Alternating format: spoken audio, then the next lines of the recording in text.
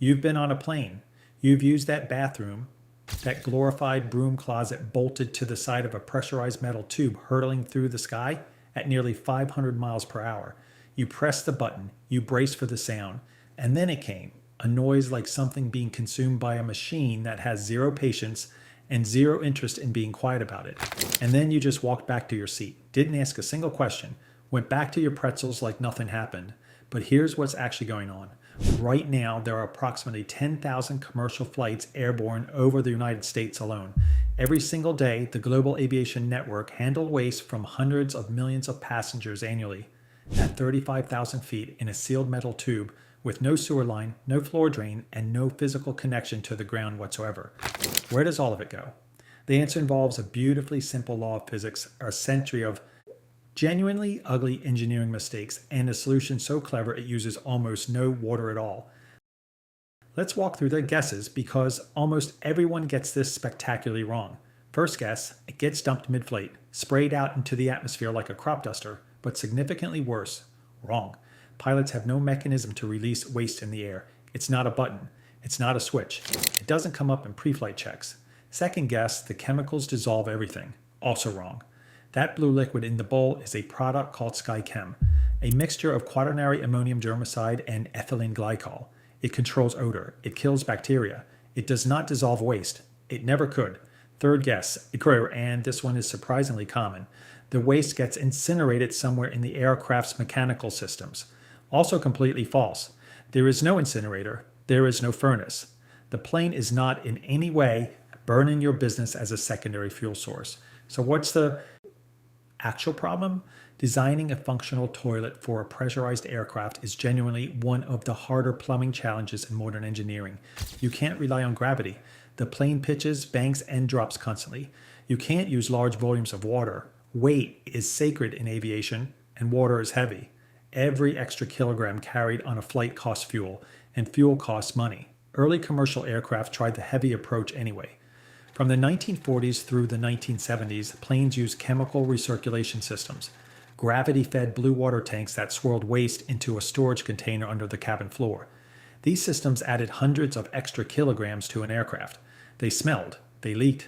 During turbulence, the results were as predictable as they were unpleasant. Something fundamentally different was needed, and in 1975, someone patented exactly that. The modern aircraft toilet is a vacuum flush system, and the core idea behind it is almost offensively elegant. Instead of pushing waste with water, it pulls waste with air pressure. Specifically, it exploits the pressure difference that already exists on every single commercial flight. Here's the setup. The passenger cabin is pressurized during flight, maintained at an air pressure roughly equivalent to what you'd feel standing at 8,000 feet above sea level. But the sealed waste holding tank mounted in the rear cargo area is not pressurized. It sits at the dramatically lower ambient pressure of the outside air at altitude. That gap is not just a measurement, it's a force, a directional, physics-mandated pulling force, pointing from the cabin straight toward that tank. When you press the flush button, a valve at the base of the bowl opens. It stays open for 3 to 4 seconds.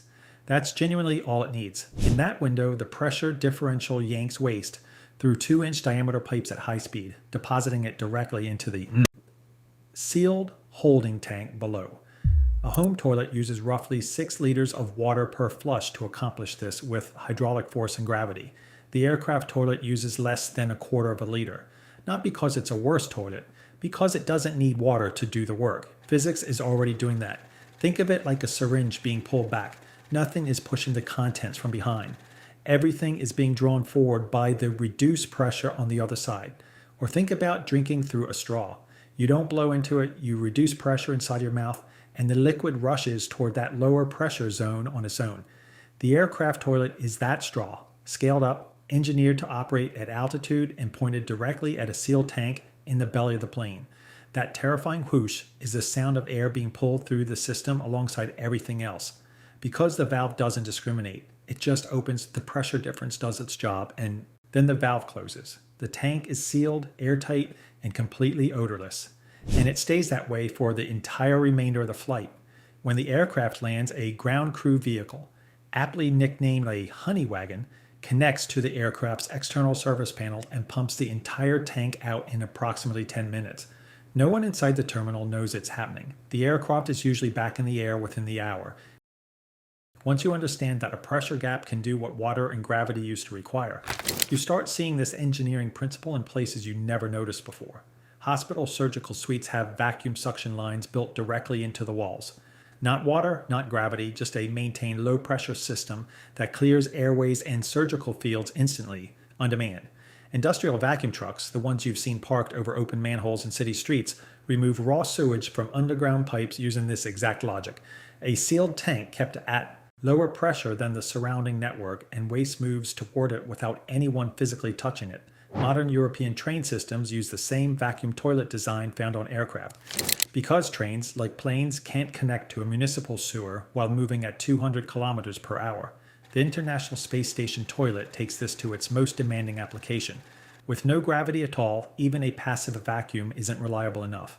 NASA's onboard system uses powered airflow, a fan-driven vacuum, to direct waste with almost zero liquid involved. Astronauts describe learning to use it as one of the more humbling parts of their training. It is, in essence, the aircraft toilet's more intense, zero-gravity descendant. And here's the most elegant, everyday example. Every time you drink through a straw, you are running a small biological version of this entire system. You reduce the pressure inside your mouth, atmospheric pressure on the surface of the liquid. Does the pushing, and the drink travels upward against gravity without any mechanical assistance. You are technically a functioning pressure differential fluid transport device at least 3 times a day. The vacuum system is brilliant. It is not flawless. Below 16,000 feet of altitude, the pressure difference between the cabin and the outside air is too small to reliably power a flush on its own. So a vacuum generator, an electric pump, runs continuously during ground operations and low altitude flight to maintain the required low pressure in the waste tank. This pump adds mechanical complexity, draws electrical power from the aircraft systems, and can fail. When it does, the lavatory goes offline.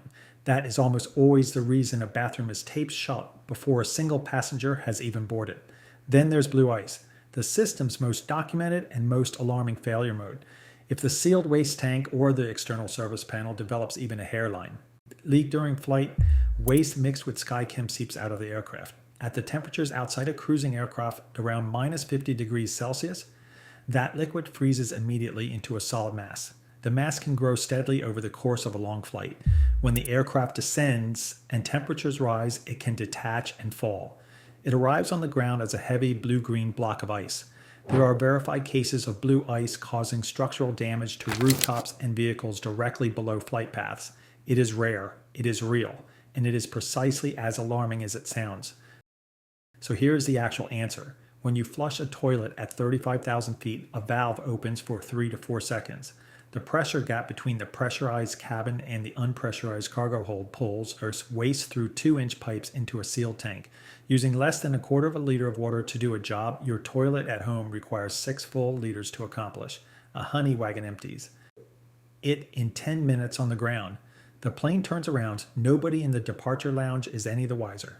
The same physics that clears a surgical table, empties city sewers without a shovel, keeps astronauts functional on the International Space Station, and moves liquid up a straw is what produces that whoosh every time someone in seat 32B presses the button. The vacuum toilet was patented in 1975. Commercial aviation adopted it broadly by the early 1980s. That means this solution has been flying above your head, quite literally, for over 4 decades. So the question worth carrying off this flight isn't where the waste goes.